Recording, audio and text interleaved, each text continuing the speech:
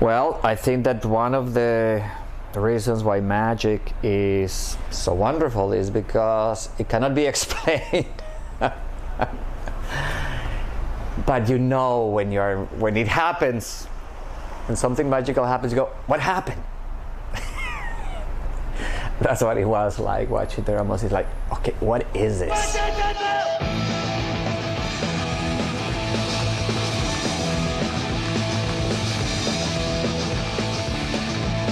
Everybody was really scared of us. We were so different and so unique that they thought that if we became big, the whole industry would change. They were very simple, they weren't pretentious, and they were mean and nasty and also joyful. They're fun to listen to. If you go to a Ramones song, it's like you turn it on, it's like starting an engine, boom, and you hit the gas and it goes, you know? You don't want to hit the brake and stop, you want to keep on going.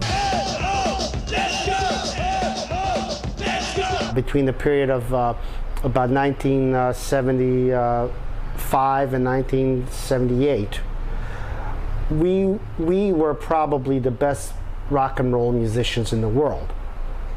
Not in the sense of virtuosity, but in the sense of creating something original and playing pure rock and roll in an original way. Nobody could touch us then.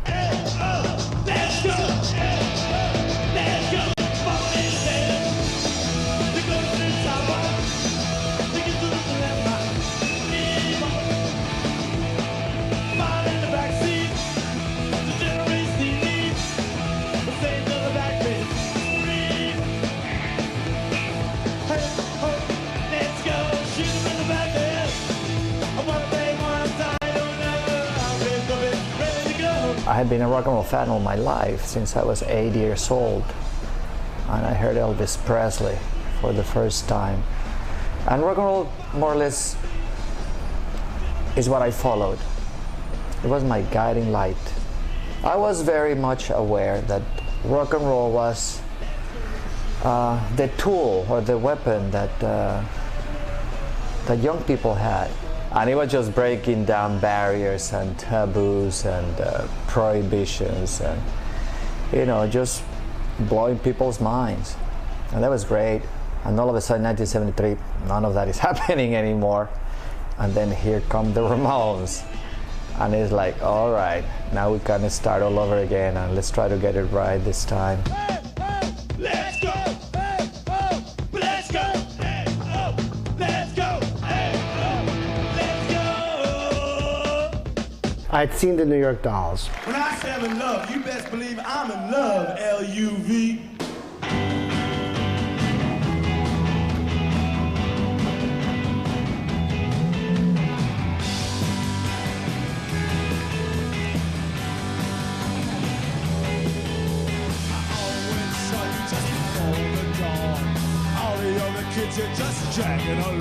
I saw how, you know, exciting they were, despite the fact that they weren't really virtuoso musicians. So I got the idea hit me that I knew these great kids from Queens that I thought would make a great band because they were so unusual. But they were kind of afraid to put a band together because they weren't particularly virtuoso musicians. So I thought, wait a minute, these guys would make a great band.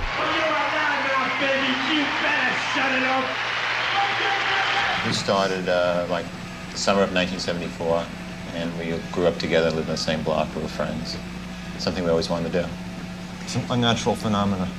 Can you see? Yes, well, don't do it there. It's not the right spot. I was meaning to get a haircut.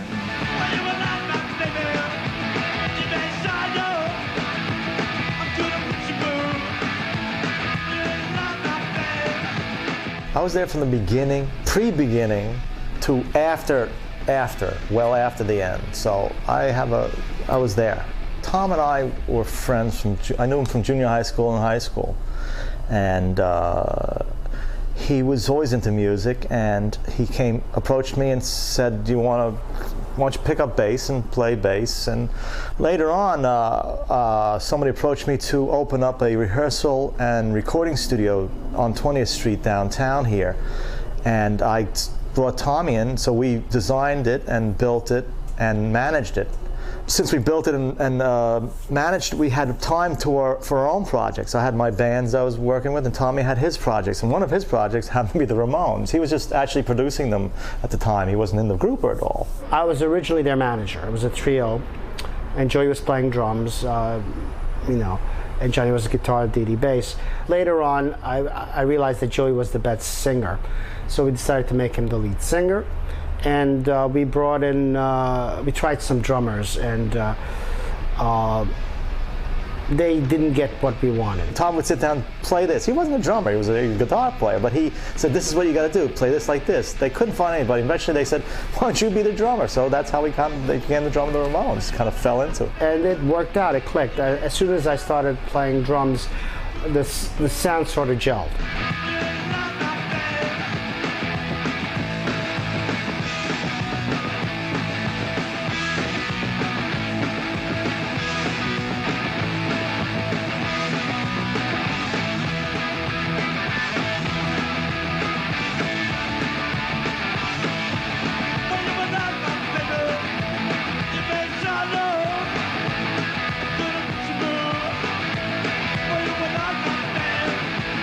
Tommy, you know, co-produced the first 2 albums, I believe, so he was more serious,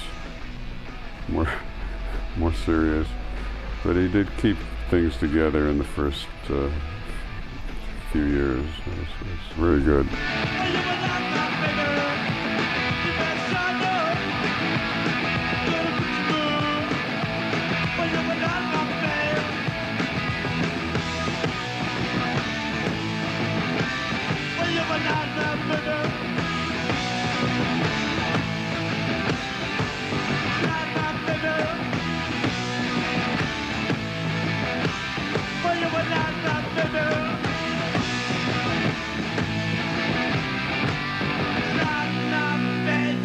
To my surprise, right away they were coming up with very innovative songs,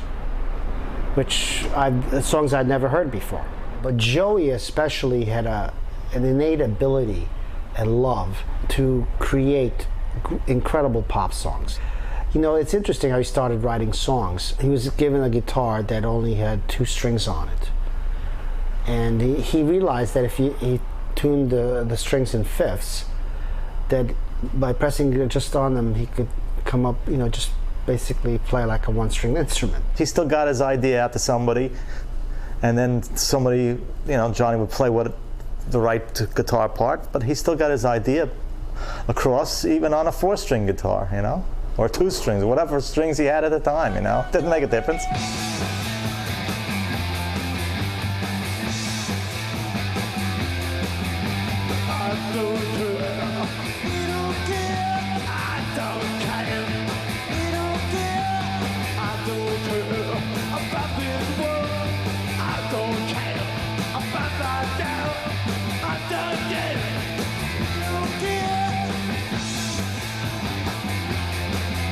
The first song he wrote was I Don't Care, which sort of was a basic rewriting of the Alice Cooper, I'm 18.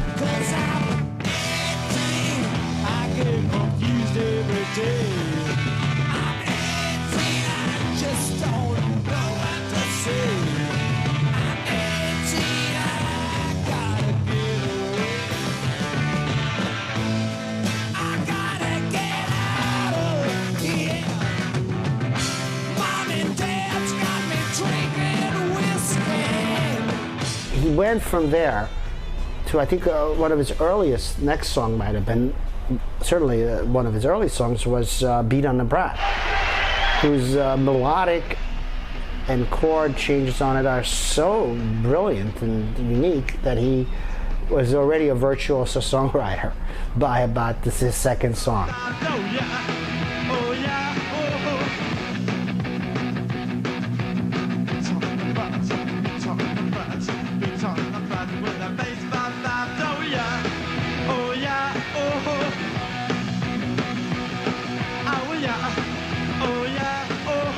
know, of course, when you hear it now, it was a very, it was happy. And I think the thing about it, they wrote these simple songs, and they were teenage songs. You know, how many times have you been in a restaurant? There's like kids like annoying everybody. You know, what do you want to do? You know, kind of a funny way. You want to be a brat. You know, some of the songs are meant to be funny in a strange way, and a lot of people think they're like big cartoons. You know, but they were actually serious. I mean, they're saying something and it's funny, but it's something there, like being on a brat with a baseball bat or something like that.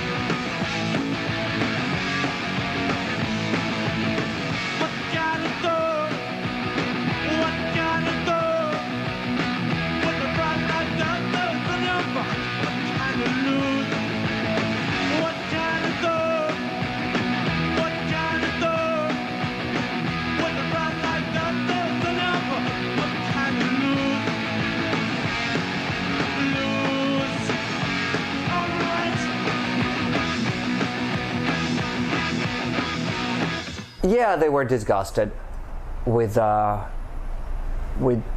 way things were being done and where rock and roll was going. At least Johnny was, consciously. They were trying to do something that would bring rock and roll back to its roots. You started punk, kind of. Well, we consider it a genuine rock and roll, you know, from the gut, you know. rock and roll was meant for punks, and it started I guess Elvis Presley started in the rock and roll or mid-50s. something, you know? Yeah, but punk is an answer to all the glitter and the stuff that costs a lot of money that you can afford. Punk is just a rebellious rock for all kids all over. I mean, real rock and roll was punk. Not a bunch of old men playing music for your mothers and fathers. That's what you have now. It's what they call rock. For instance? Styx. Yeah, Styx, Kansas, Foreigner, stuff like that. Your parents should listen to this. Is it mellowing My out? mother doesn't even listen to that. Your mother's more hip than that? Yeah. It's just they just want to clean up music and just push mediocrity on the public. The genre has gotten very strange by that point.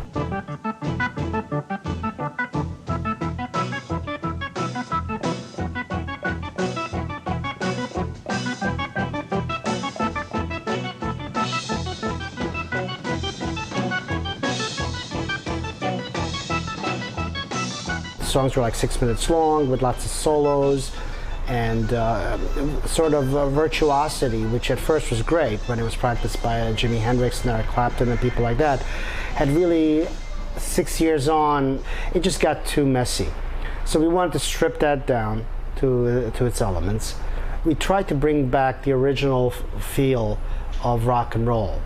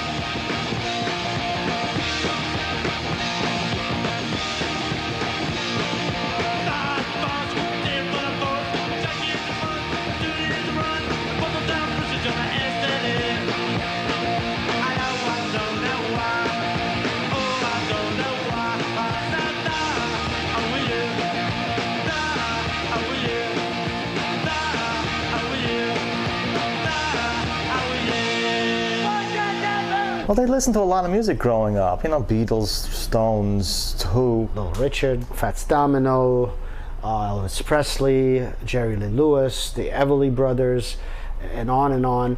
And these people really influenced us.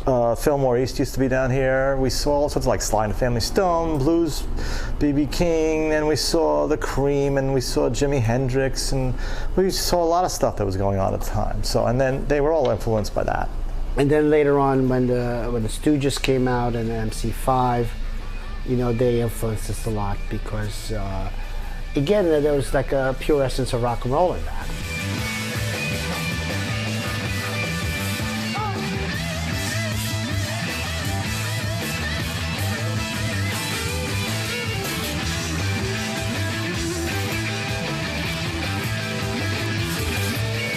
Also, we saw that these people were from like Detroit, sort of a kind of there was like a sort of rawness that they had that was very appealing to us. There's a lot of influences on the Ramones because we loved a lot of things. Our tastes were like amazingly eclectic, all things considered.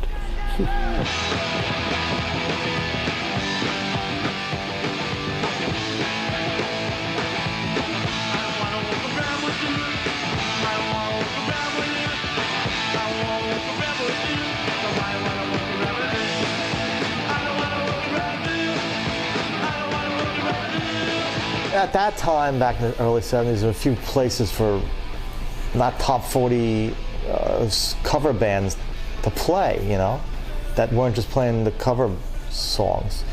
There was a Mercer Arts Center. That place fell down, unfortunately. Max's Kansas City, it closed up. And CB's kind of happened by chance. He wanted to open up a country, bluegrass, and blues. That's what CBGB's means. And it was, this area at the time was like the Bowery was a lot of bums, and it was like raw, and it was a dumpy bar, and Hilly decided to take a chance on booking just unknown bands. They asked Hilly, and Hilly said, okay, you can play. What was the first gig like? It was terrible. First gig was terrible. T-E-R, you know, terrible.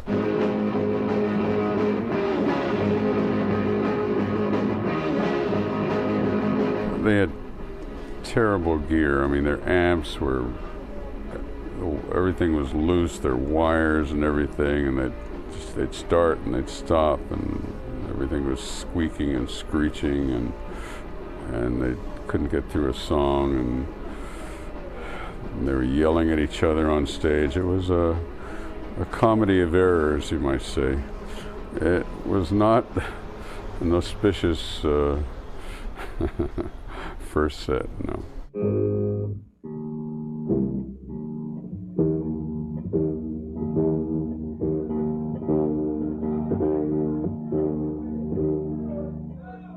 People didn't want to listen to them.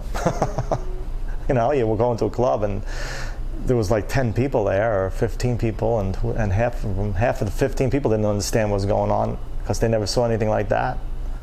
A few times they would go on stage and, you know, play different songs, and they would yell at each other. You know, they didn't know what they were doing, and so they would develop on stage. They start playing different songs, and he said, "Hey, you're not playing the right song." Blah blah. Blah. Very rare. It didn't happen. It was just in the beginning.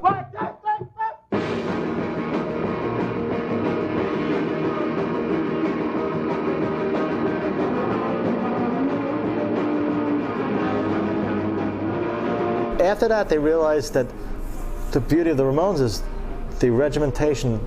It was all together. They wanted to make sure that they went from one song to another song. There's no breaks in between songs. There's no chit-chat in between songs. They don't tune the guitars between songs. It was like a machine. They wanted to keep it very much like a machine going. Whatever happens, they were just going to keep going and not stop. So nobody ever did that before, but they were these short little bouncy songs played at full speed, as loud as they could get it, and it just went one song into the other with maybe a 1, 2, 3, 4, and you know, and it caused a little bit of a sensation. It was a little different. Nobody else did it.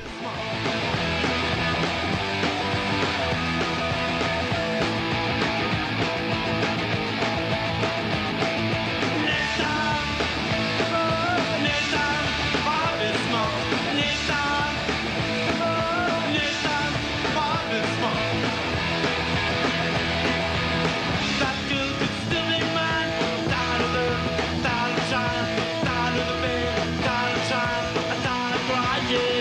sort of what you saw is what you got. I mean, there was a lot of genuineness there, you know. I mean, these people were like somewhat strange people, you know, and so it was just a natural, raw rock and roll band. You know, they were tried to look mean and nasty, but they were having fun.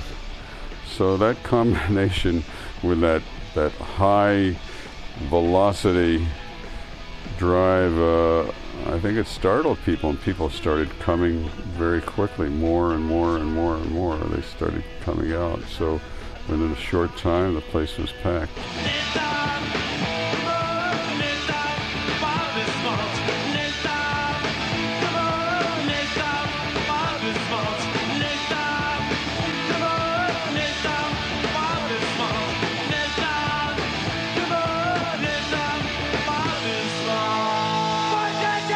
We were kind of a rough and tumble band at the time, and every record company in New York turned us down. Sire Records decided to take a chance on us, you know. So, with the smallest budget in history, we made the first album. The Ramones had already been playing live for, you know, the entire year of 1975, and the sound was complete. I would say that by the time the Ramones got into the studio to do the first album, their sound had already come together, and I could tell that Tommy was being very loyal to this and trying to keep it very real, very tight to what the Ramones sounded live. We felt it important that we make the album, you know, good. So we were very serious about it, and we understood what was at stake. We did it very fast, very cheaply, with engineers who had never heard anything like that, because no one has ever heard anything like what we were playing.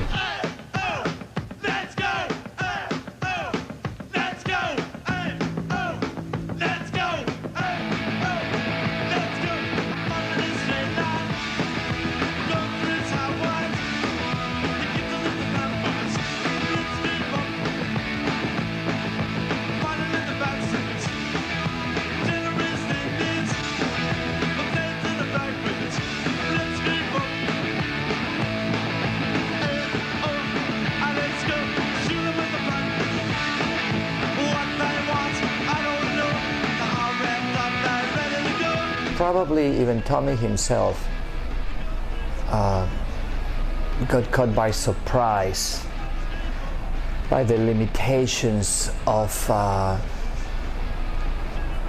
translating the songs into, you know, with all their might and power. My drums were set up at the other end of the recording studio, which is a very long, you know, place in a totally isolated booth. And it was hard for me to get from there to the studio, and that combined with the fact that we had 12 hours to mix the whole album. You know, it was very fast.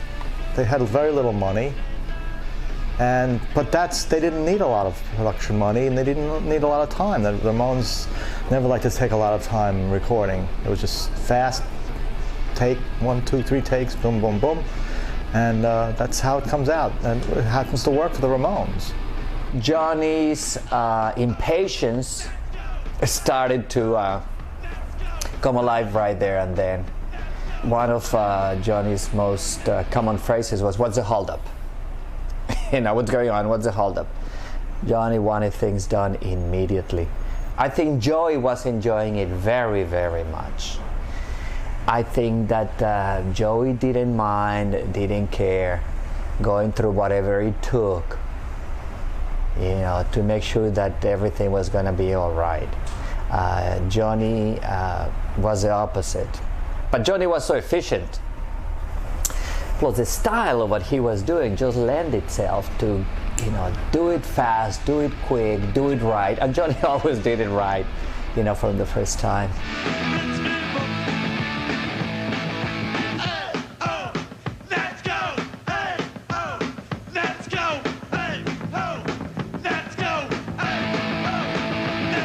And people like to say that the Ramones songs are very simple and that anybody can play them. I must have heard throughout the years probably hundreds of people playing Ramones songs, and nobody ever comes close to sounding like John. He really loved Led Zeppelin's Communication Breakdown.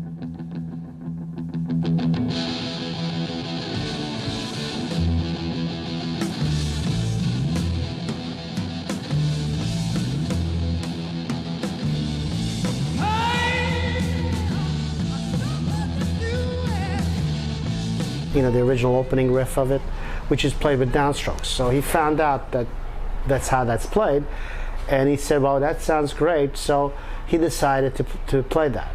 Now, it's very hard, especially at the speed that the Ramones played, to play like that. Downstrumming, nobody was doing it at the time. You know, most people play like this. He was just going down, down, down, down, down, down, down. He developed the whole thing just to fit the Ramones style. You know? I thought Johnny Ramone was a brilliant guitarist for what he was doing. I mean, he came up with an original, unique style of guitar playing. He knew what he was good at and perfected it to the ultimate degree. So as far as punk rock guitar is concerned, he was the best. I think he was a genius. A genius, to me, by definition, is somebody who invents his profession. And that is very, very different from being a technically accomplished musician. I had this discussion with John a couple of times. I told him that I felt the Ramones were way better artists than musicians. To him, that was too artsy-fartsy an statement.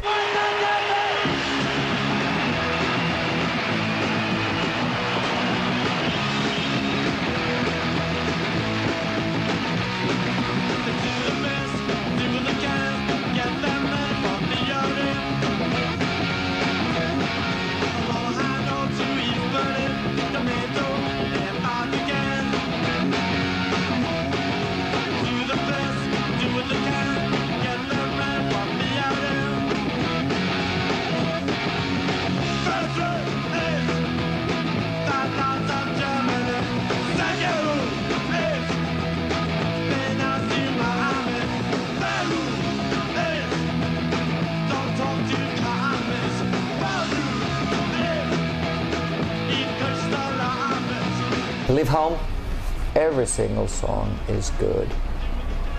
Now, don't ask me which songs are on each album, because I probably cannot tell you. Leave Home was sort of a change-up. What we were going for on Leave Home was a sort of a pop sound, because we liked pop music, and I guess we were in that kind of mood for that album. You get these psychotic songs with psychotic lyrics, with these happy-go-lucky pop melodies. So that's basically the Leave Home album.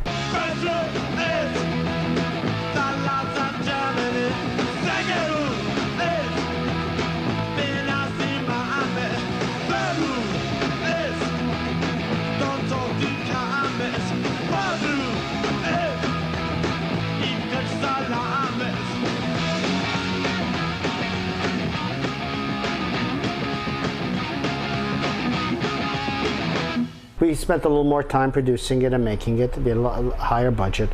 We worked in a nice, comfortable studio with good equipment, and so that was a lot of fun making that record. Very much so.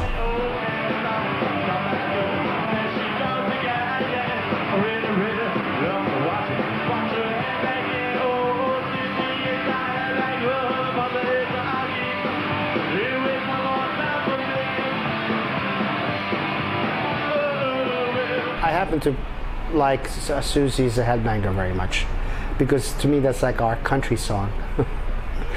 It's got a countryish melody, with psychotic lyrics.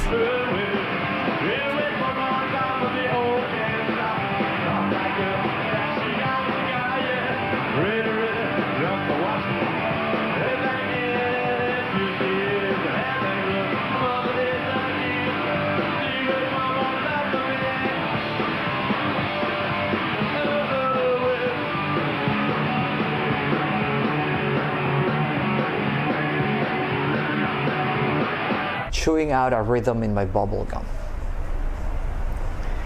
How American is that? You know, how happy American teenager is that?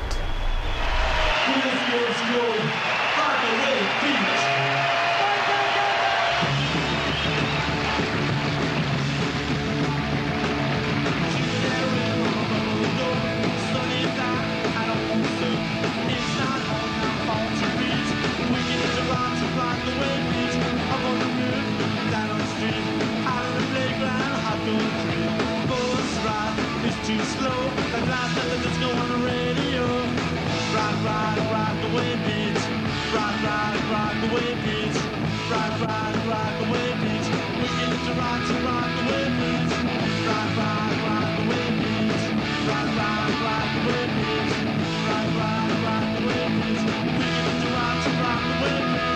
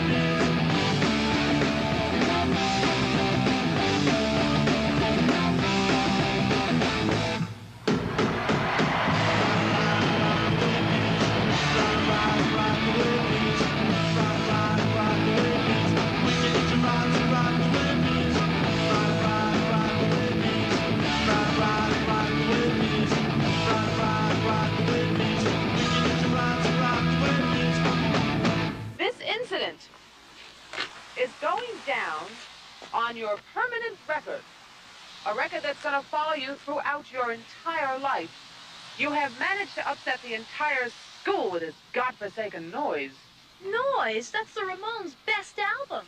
#1 with a bullet. Yes, Rocket Russia was our peak in every way, in songwriting, in playing, performance, recording, production. Well, you know, it was a well-made album. They were getting a little better at trying to translate the speed and the intensity of the live performances, and I think that Rocket to Russia is the best attempt.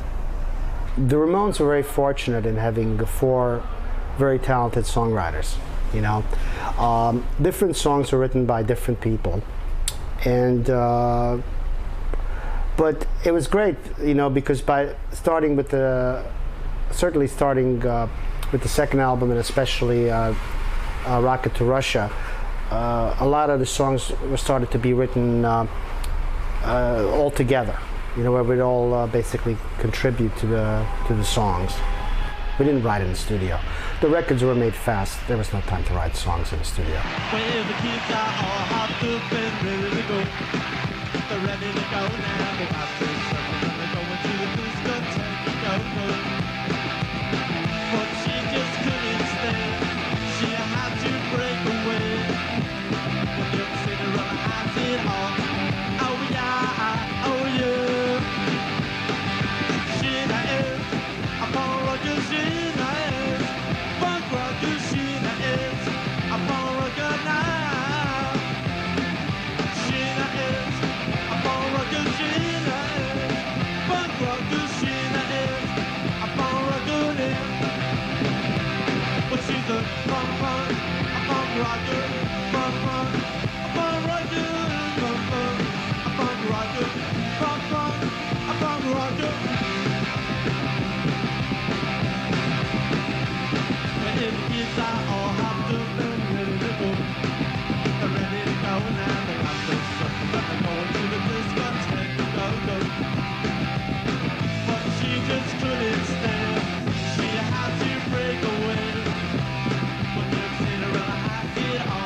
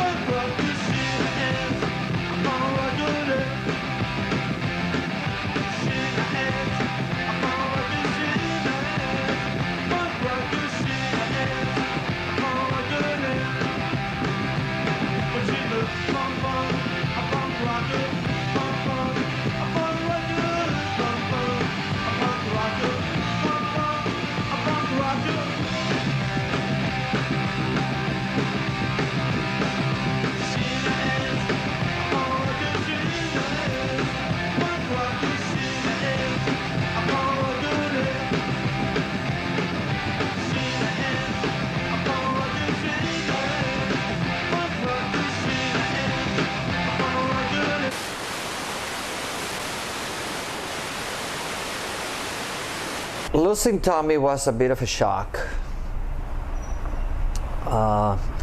even though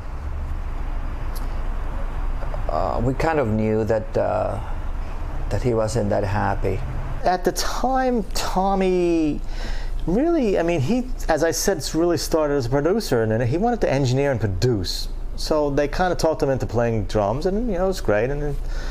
But the road was too much for him. What made the Ramones so great, you know, their high-strung energy and their sort of strange behavior created some great songs, but it also made it very hard to be with them round the clock for someone like me, and so it sort of like was disorienting, and I was starting to lose touch with reality because their reality isn't the average reality. I think that the fact that the Ramones' recording career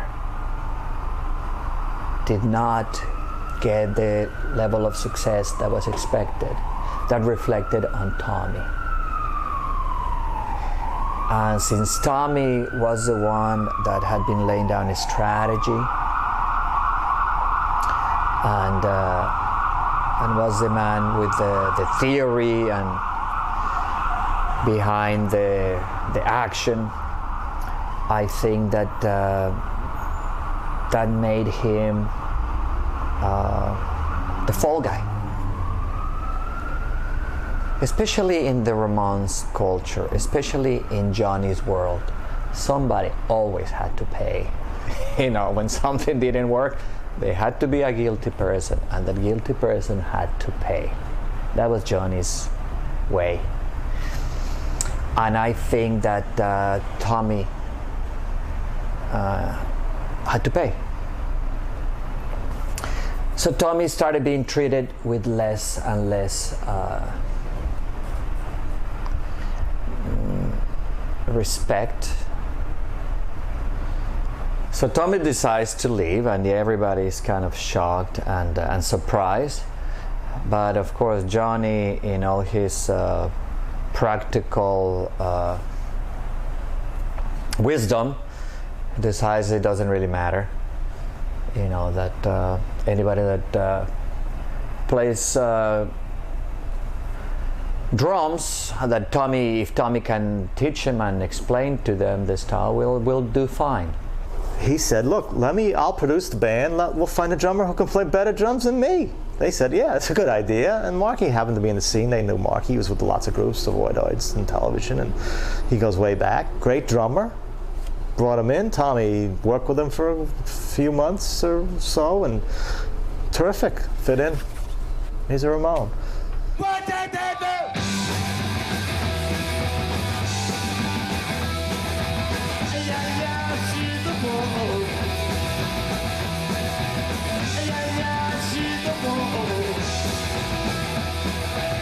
Wanna see her on the street.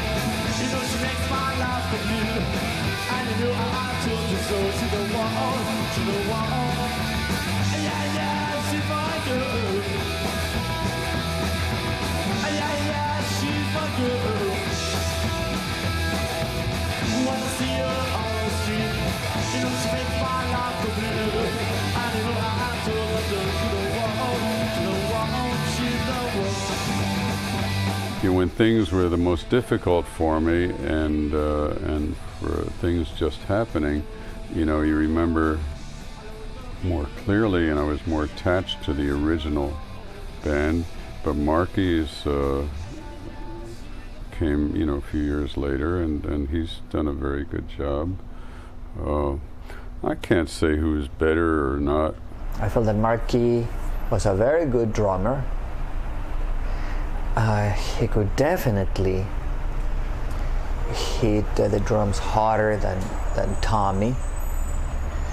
And I think that at that point, you know, Tommy having created this style, come up with the formula, I think that it was, you know, if not irrelevant, not terribly important, who was playing the drums. He was very enthusiastic, and basically he combined his style with my style, and what we did at that point was shift gears. The Ramones were becoming more of a professional band, so Marky was perfect to come in at that point.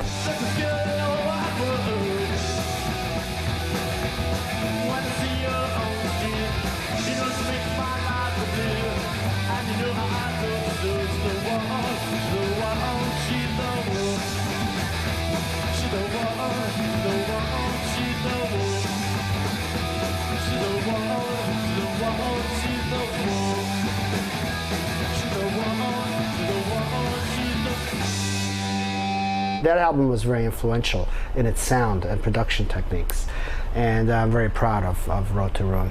It's a great album.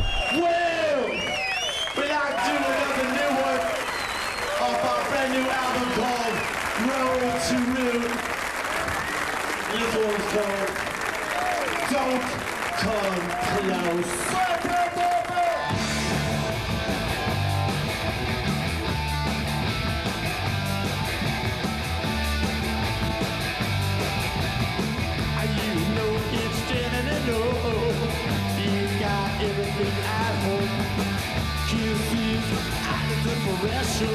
Bringing more aggravation in the don't come close.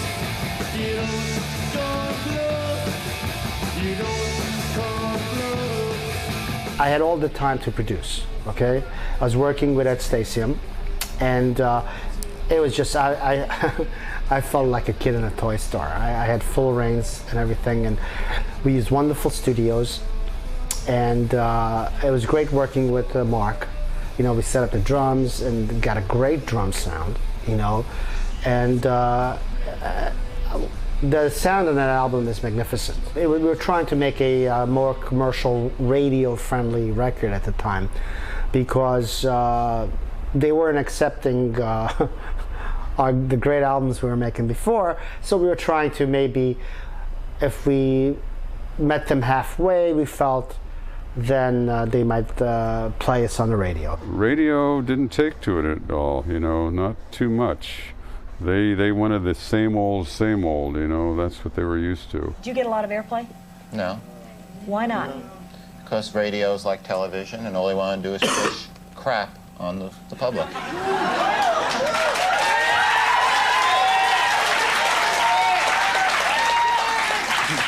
Not this show. This show is one of the better shows on television. I'm talking about...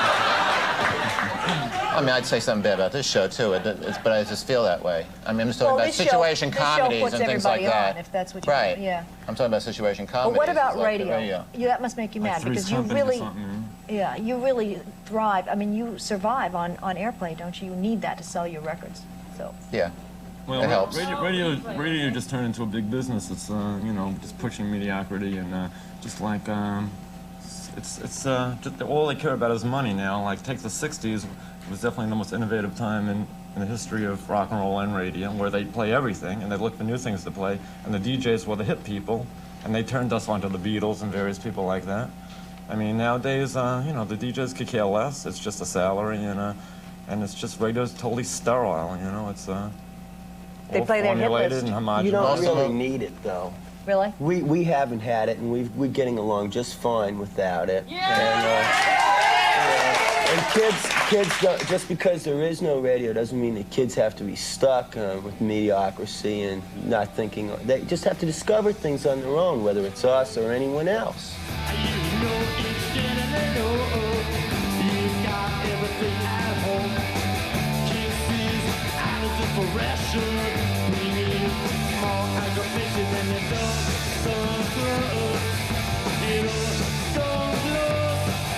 Don't come close.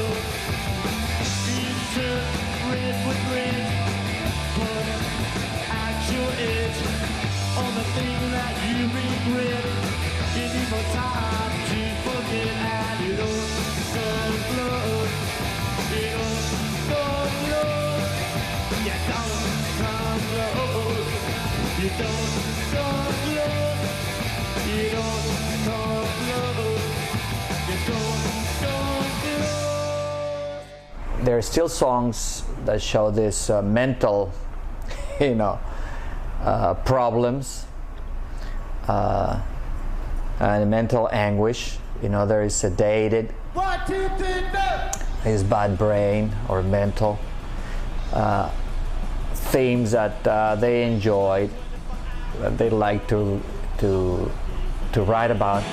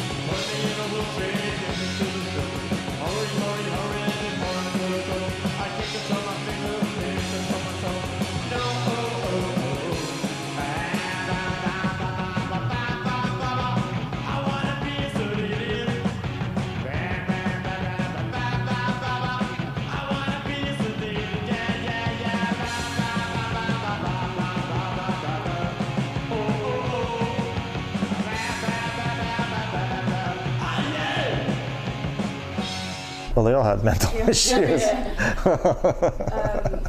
That's why they wrote a lot of songs. I don't know if you notice, there are a lot of mental references to a lot of their songs.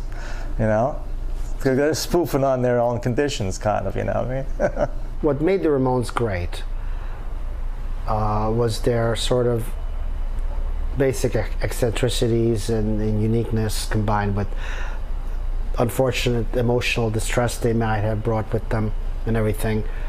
And so they came with problems, you know, and these problems helped them come up with the great songs. I mean, the songs are mostly biographical or based on true events to a large extent.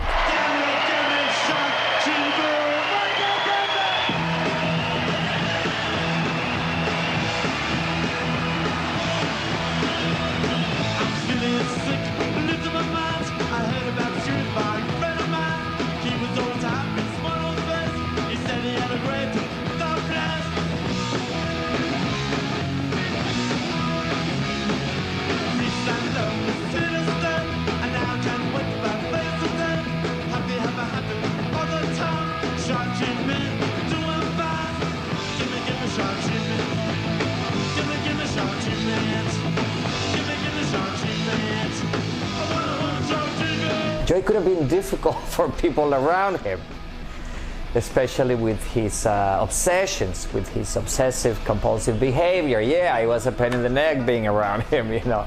But he never really had a problem with it himself. The OCD didn't affect his creative abilities at all. It didn't affect his performance at all or anything like that. It basically was a handicap as far as everything else was concerned.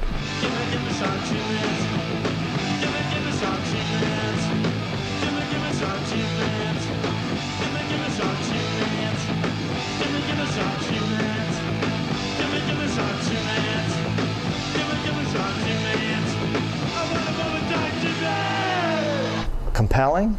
Oh yeah, I mean, there was nobody like him. He was completely unique. I mean, just looking at him. I remember the first time I ever met him, when he was a young kid, you know, and he was just so striking looking and so different. And I thought this would be an interesting looking front man, because he was so different from the usual lead singer front person. When you were in front of him, you could either decide that he was a very ugly guy or that he was delicate to the point of being extremely beautiful, that I could look at him from a certain angle at a certain light and go, oh, this is what girls see in him.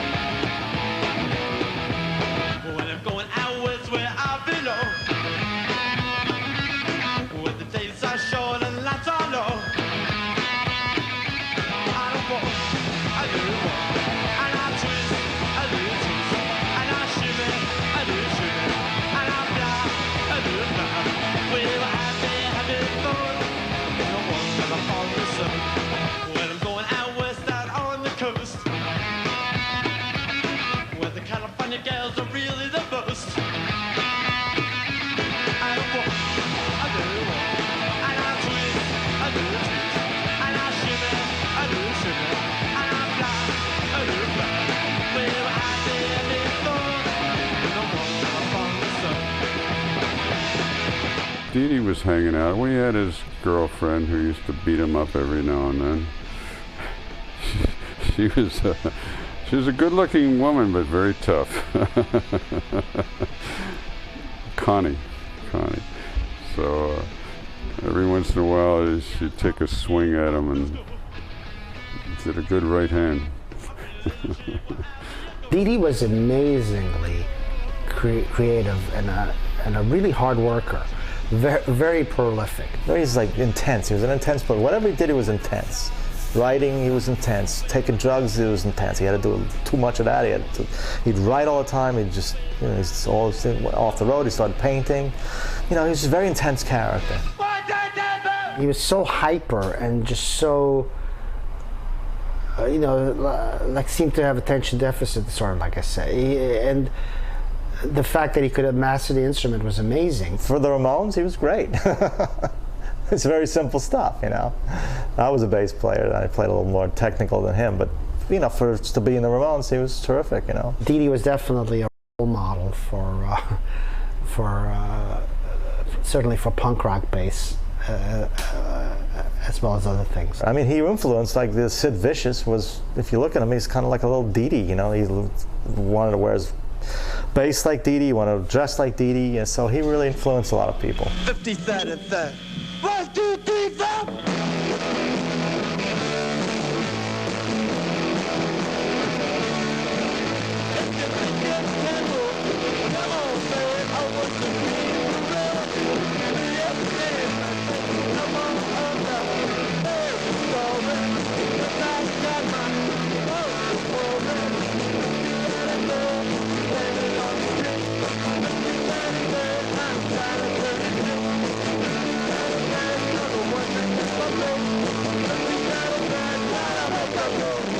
Once he was given the go-ahead to write these songs, that people were going to listen to them, I mean, he went full steam ahead.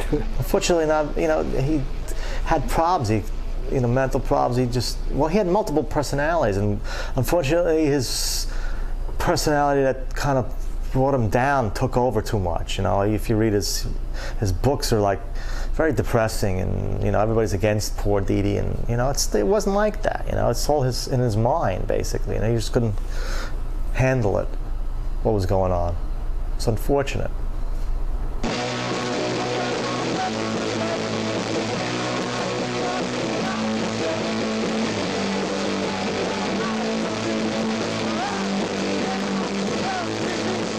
He painted himself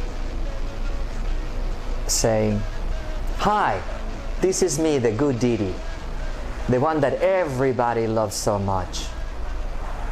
I am almost perfect. I'm wonderful. And then he drew himself on the other side of the canvas, saying, this is the other Dee Dee. All I have is my hate power. So there's these two sides of Dee Dee. 1, 2, 3, 4.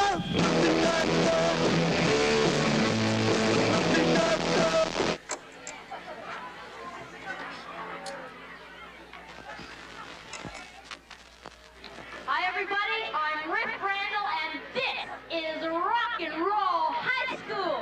Rock and Roll High School? Hit it, Marky! Rock, rock, rock, rock, rock, roll high school. We're out to hear that music. Rock, rock, rock, roll high school. 'Cause that's not where I wanna be. Rock, rock, rock, roll high school. I just wanna have some kicks. I just wanna get some chicks. Rock, rock, rock, rock, rock, roll high school. They started discussing Rock and Roll High School about a month or two after I left. Originally it was supposed to be about disco music or something, and somebody came up, decided to make it about punk rock, and so the Ramones were approached at that point. Those Ramones are peculiar. They're ugly. Ugly, ugly people.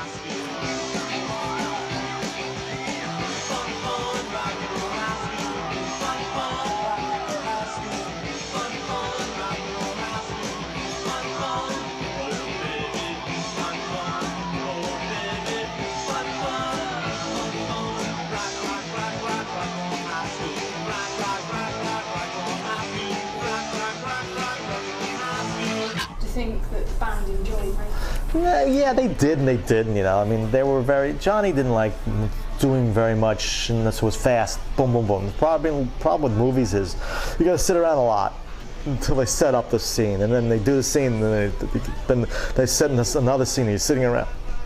There's a lot of sitting around, so he was kind of frustrated. But he enjoyed it. He's a movie buff, and he liked being around the movie scene, movie business and stuff. I enjoyed it. I was in the movie too, you know.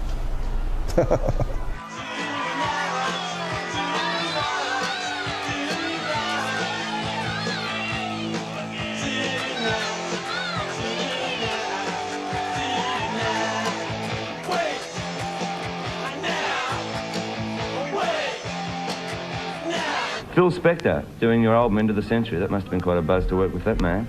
Yeah, well, he approached us 3 years ago in Los Angeles and told us he wanted to make a comeback and he was looking for somebody original and doing something different. Right. And, you know, and he told us he was a big fan of ours and that he wanted to do an album together. Well, I've been a big fan of Phil Spector's for ages too. Yeah, It's a great album too, Into the Century.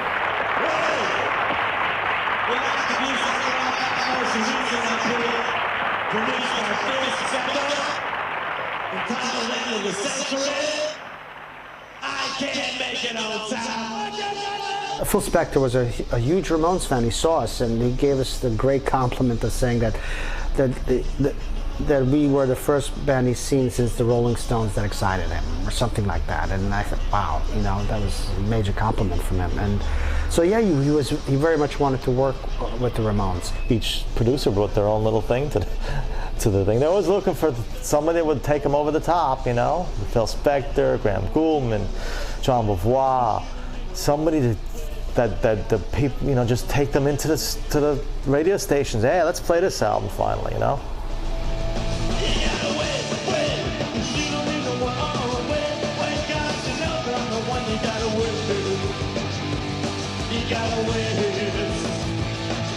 I'm not quite sure he knew what he was up against. What you know, because the Ramones were so strange to work with to begin with, and from what I hear, he's a little bit strange himself. So it's like the combination is wow. Well, I don't know exactly what makes him tick. I don't know exactly, you know, how this guy went about making all the hit records that he did, you know, before the end of the century. But it was just crazy to the way he was doing and what he was doing, you know, working with the Ramones. It was insane. He was a very controlling producer, and some people, you know, Joey loved him, Johnny hated him, Marky loved him. And he was crazy. He was out of his mind, but he's another crazy genius.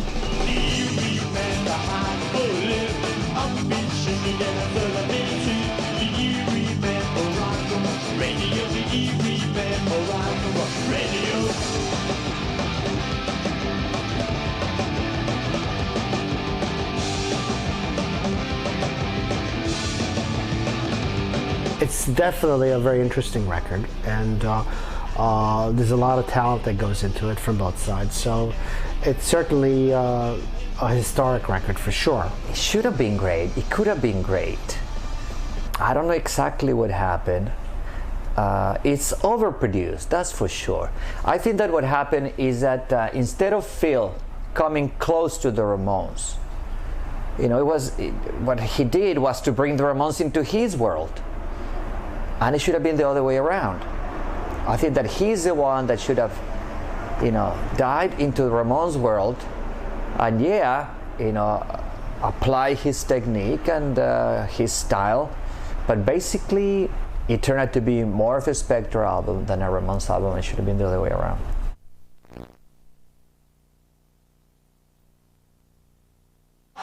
These people aren't going to let me talk about them, so I'll just tell you that they're about to sing now from their new album, Pleasant Dreams, their number, We Want the Airwaves. You got it, guys. Go. 1, 2, 3, 4.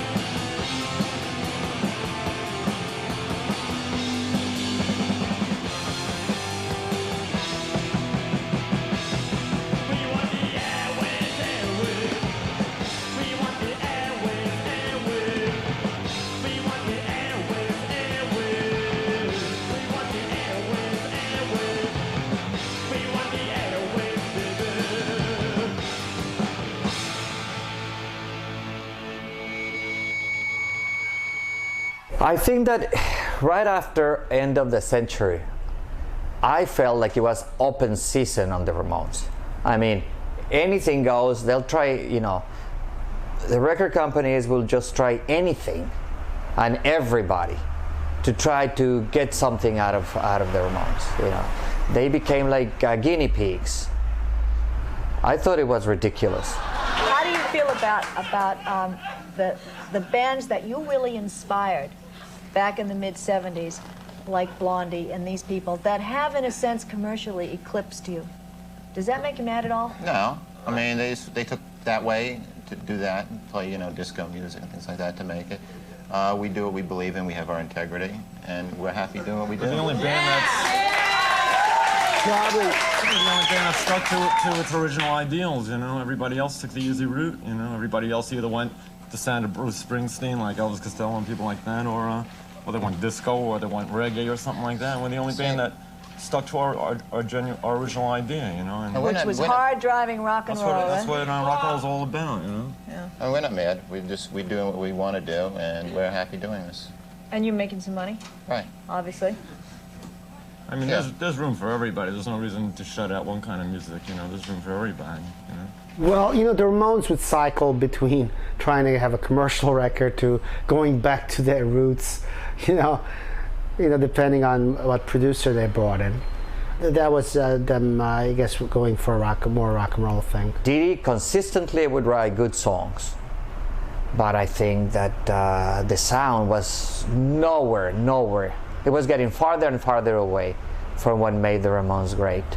I'm glad they experimented. I think it's good that they this way they have a nice variety of albums and different sounds for different people, you know, and this offers the public a lot of variety to listen to. They just started getting lost. I think Johnny knew it, and Joey kept trying and thinking, you know, he didn't want to give up, and he kept hoping that something would get done and the band would get a hit. But I think that Johnny just gave up, and they just wanted to concentrate on the performances, you know, on touring. That was the only thing that mattered.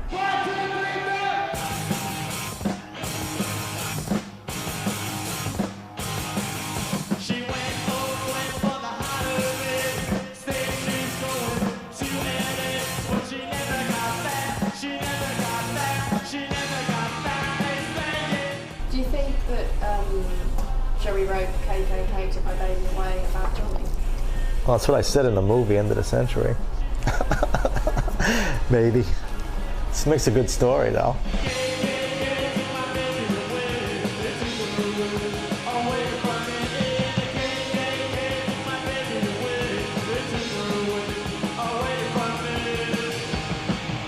And they'd talk. It wasn't like they never said anything to each other. They had to communicate, but it's, you know, like in a van, they wouldn't talk to each other. I talked to Johnny, Johnny talked to Marky, Marky talked to Joey, Joey talked to Marky. Just Joey wouldn't talk directly to Johnny because he didn't want to talk to him, you know. Which is a good idea, basically, because they realized the Ramones on stage were a bigger thing, you know. Now, if they started talking and fighting, then the group would break up. You know, or they hurt each other, but they realized once they got on stage, it was something totally different. Off the road, it's better not talk to him, you know, just ignore him at the time, not fight, which is a great idea. If they fought, they'd hurt each other, kill each other, and the band would split up. There would be no more getting on stage as the Ramones. So it was a smart thing to do.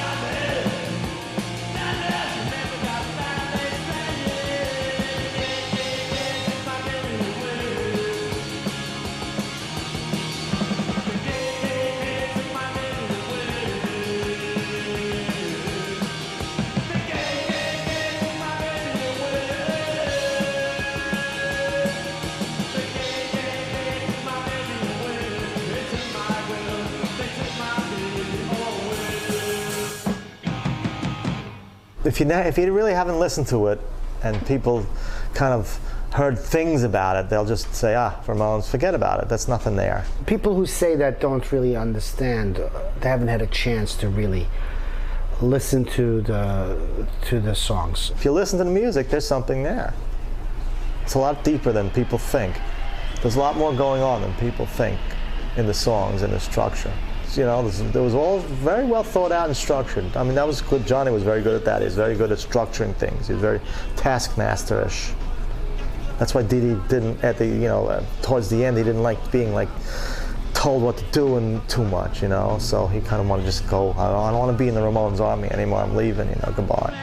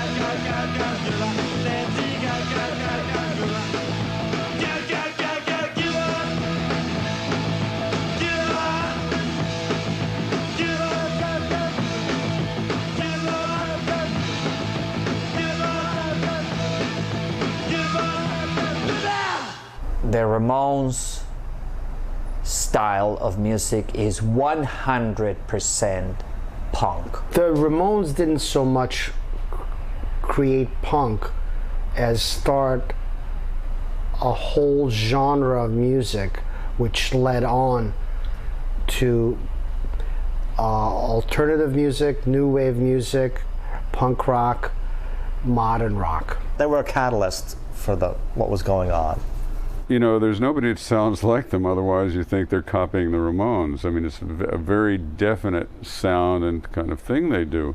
I'm not sure who said it, but somebody said, a critic said, that punk existed because of the false assumption that the Ramones could be imitated.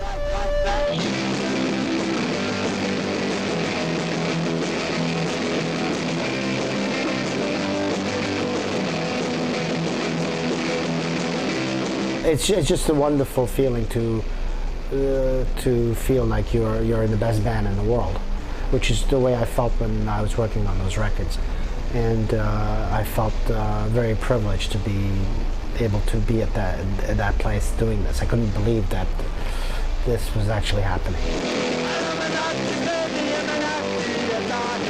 The Ramones were geniuses, musical geniuses. They're not Eric Clapton.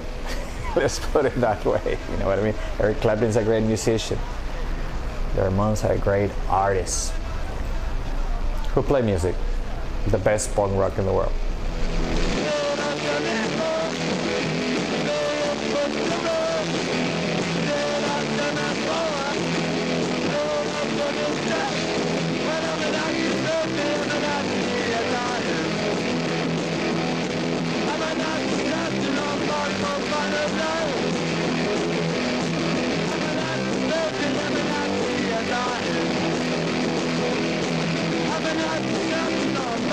Bye.